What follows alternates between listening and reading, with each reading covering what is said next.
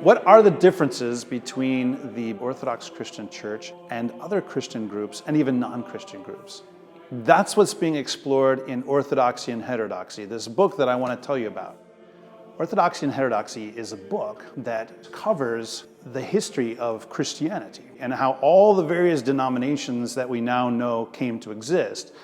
And it does a comparison and contrast between the Orthodox Church and what it believes and practices and what all these other Christian groups also believe and practice. So the Roman Catholics, the various kinds of Protestants, evangelicals, Pentecostals, and so forth.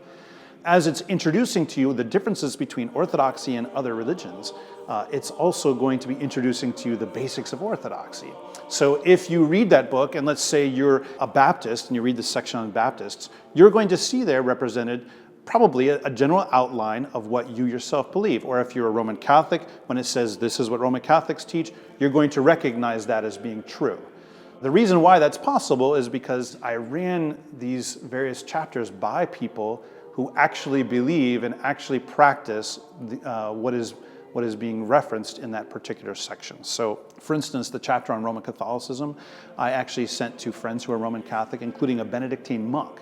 And he gave the earlier text a thorough criticism, and I changed a lot of it based on what he told me. And so the original idea for a new edition was to just clean up some facts and some details, and maybe clean up the writing here and there, adjust the tone so that it's more accessible to everybody, and then just add in a few things here and there. Probably the biggest addition in the new book is that there is now a whole new chapter on Pentecostalism. But also I found myself adding things in almost every single chapter. So almost no paragraph was left untouched. There's a lot of new material in all of the chapters. The section on evangelicalism has more. It has a portion on what is the future of evangelicalism, what are some new developments that have occurred in just the last several years. And also there's an epilogue, which is all about the relationship between the Orthodox and the non-Orthodox, how we talk to each other, how we see each other, and so forth. When I got to the end, I found that it was a very different book. I felt that it was better in almost every way.